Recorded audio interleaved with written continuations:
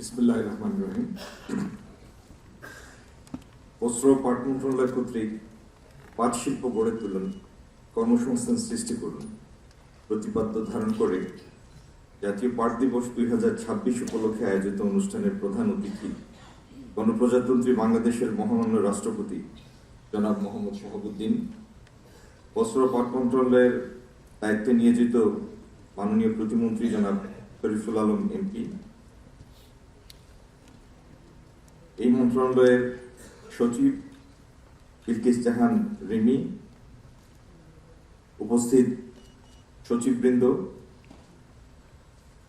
রাজনৈতিক নেতৃবৃন্দ, সরকারি বেসরকারি প্রতিষ্ঠানের প্রতিনিধিগণ, বস্ত্র পাট মন্ত্রণালয়, পাট অধিদপ্তর ও বিভিন্ন বিভাগ সংস্থার বিভিন্ন পর্যায়ের কর্মকর্তাবৃন্দ, পাট চাষ ও পাট পণ্য উৎপাদন ও বিপণনের সাথে জড়িত পাট চাষী, গবেষক, উদ্যোক্তা, ব্যক্তিবর্গ, সংগঠন ও প্রতিষ্ঠানের প্রতিনিধিগণ, প্রিন্ট ও ইলেকট্রনিক মিডিয়ার সাংবাদিকবৃন্দ, আমন্ত্রিত অতিথিবৃন্দ, উপস্থিত সুধীমণ্ডলী এবং ভদ্র মহিলা ও ভদ্র মহোদয়গণ, আসসালামু আলাইকুম।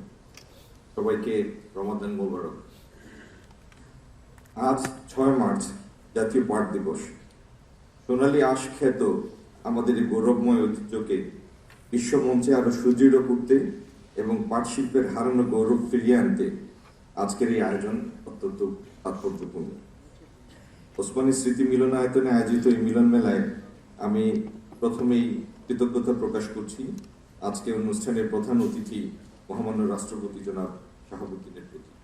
তার উপস্থিতি আমাদের উজ্জীবিত করেছে, অনুপ্রাণিত করেছে। আমি এই প্রিপেয়ার টেক্সট বাদ দিয়ে আজকের 2-4টি সংক্ষেপে কথা বলবো। আমি জানি যে পাট শিল্পের সাথে জড়িত প্রায় সবাই এখানে উপস্থিত আছেন, অন্তত প্রতিনিধিবৃন্দ উপস্থিত আছেন। বাংলাদেশে পাট শিল্পের শুরু যখন হয় স্বাধীনতার ঠিক পূর্ববর্তী সময়ে, তখন এটি লাভজনক ছিল এবং স্বাধীনতা পরবর্তী বছরও এটি লাভজনক ছিল। কিন্তু তারপর থেকে পাট শিল্পের ইতিহাস বাংলাদেশে একটা স্টোরি টেইলে পরিণত হয়েছে। জাতীয়করণ করার পরে প্রথমবার যখন জাতীয়করণ করা হয় পাট শিল্পকে, এরপরে যখন বিরাষ্ট্রীয়করণ করা হয়, এই লোকসানের স্টিগমা থেকে আমরা আর বের হয়ে আসতে পারি। অথচ এই পাট শিল্প শুধু বাংলাদেশের ঐতিহ্য না, বাংলাদেশের একটা বহির্বিশ্বের কাছে বাংলাদেশের একটা প্রতীক হিসেবে পাট শিল্প দাঁড়িয়ে আছে। আমাদের এই আজকের দিনে 44-45 বিলিয়নের রপ্তানির মধ্যে পাট শিল্পের অবদান মাত্র 800 মিলিয়ন। 1 বিলিয়ন না, 800 মিলিয়ন। তার মানে আমাদের মোট রপ্তানি আয়ের প্রায় 50 ভাগের 1 ভাগ হচ্ছে পাট শিল্প, যেটির সাথে বেশ কয়েক লক্ষ লোক জড়িত। আমাদের এই নবনির্বাচিত সরকার, তার প্রধানমন্ত্রী আমাকে দায়িত্ব দিয়েছেন, আমাকে এবং আমার সহকর্মীকে, এই পাট শিল্পের হারানো ঐতিহ্য ফিরিয়ে আনার গুরু দায়িত্ব আমাদের হাতে ন্যস্ত করেছে। ইনশাল্লাহ তার এই বিশ্বাসের মর্যাদা রাখার জন্য আমরা আপ্রাণ চেষ্টা করব। কয়েকটি প্রতিবন্ধকতার মধ্যে একটি প্রতিবন্ধকতা হলো পাট বীজের অপর্যাপ্ত এবং এত বছরের এত দীর্ঘ ঐতিহ্যে লালিত এই শিল্পে এখনো পাট বীজের জন্য আমরা নির্ভরশীল অন্য একটি দেশের কাছে, প্রতিদ্বন্দ্বী একটি দেশের কাছে, ব্যবসার ক্ষেত্রে প্রতিদ্বন্দ্বী।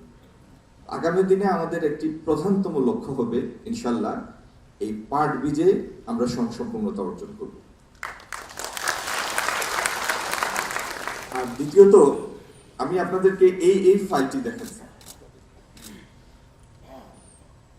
এটি কিন্তু পাটের তৈরি, উপরের আবরণটি পাটের তৈরি।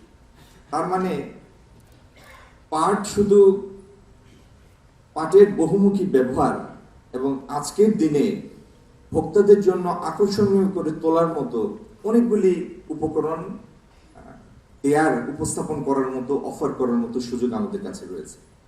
আগামী দিনে আমরা যে কাজটি করব, বিশ্ব বাণিজ্যিক যে প্ল্যাটফর্মগুলি, লেনদেনের যে প্ল্যাটফর্মগুলি, যেমন অ্যামাজন, ইবে, আলিবাবা ইত্যাদিতে, যাতে আমাদের এখানকার ক্ষুদ্র ক্ষুদ্র প্রস্তুতকারকরাও, উৎপাদকরাও জড়িত হতে পারেন, তাদের পণ্য বিশ্বের বাজারে অফার করতে পারেন, সেই সুযোগটি আমরা তৈরি করব আগামী দিনে। আর দ্বিতীয়ত, পাট চাষিদের কাছ থেকে মধ্যস্বত্ব ভোগী হয়ে যখন মিলের কাছে পৌঁছায়, অনেক সময় দেখা যায় যে এই মূল্য আর তাদের উৎপাদন খরচের সাথে আর তারা তাল মেলাতে পারেন না। আগামী দিনে আমাদের লক্ষ্য হবে এখান থেকে যতটুকু সম্ভব মধ্যস্বত্ব ভোগীদের দৌরাত্ম্য সরিয়ে যেন চাষিরাও ন্যায্য মূল্য পান, লাভজনক মূল্য পান, কিন্তু পাটকলও যেন একটি সাশ্রয়ী মূল্যে তার উপকরণ কিনতে পারে, সেটির জন্য একটি কার্যকর সাপ্লাই চেইন, ভ্যালু চেইন তৈরি করা। আর পৃথিবীর কোনো দেশেই 14-15% সুদে ব্যবসা করা সম্ভব। এটি একটি ইম্পেডিমেন্ট, প্রতিবন্ধকতা। আমরা আগামী দিনে এটিও আমাদের একটা অগ্রাধিকার থাকবে, যেন যারা উৎপাদক তারা যেন সাশ্রয়ী কস্ট অফ ফান্ড পান এবং সেইভাবে তাদের উৎপাদনকে তারা ফ্যাক্টর করতে পারেন, বাইরের দেশের সাথে প্রতিযোগিতায় সক্ষমতা অর্জন করতে পারেন। আরেকটি জিনিস আমি সবার দৃষ্টি আকর্ষণ করব, আমাদের এই দেশের জনসংখ্যা 18 কোটির উপরে, কেউ কেউ বলেন 20 কোটি। পৃথিবীর আর মোটে 60টা দেশ আছে যারা আমাদের থেকে বেশি জনসংখ্যার অধিকারী। আমরা যদি আমাদের ব্যবহার বাড়াই, আমাদের কনজিউমার প্র্যাকটিসের মধ্যে পাট পণ্যকে অগ্রাধিকার দেই, এখান থেকেই পাটের বিপ্লবের সূচনা হতে পারে এই ভূখণ্ড থেকে। আগামী দিনে যাতে আমরা এই অভিষ্ট লক্ষ্যগুলি অর্জন করতে পারি, সেজন্য আপনাদের দোয়া এবং সক্রিয় সমর্থন কামনা করে সবাইকে ধন্যবাদ জানিয়ে বিদায় নিচ্ছি। ধন্যবাদ সবাইকে। আসসালামু আলাইকুম।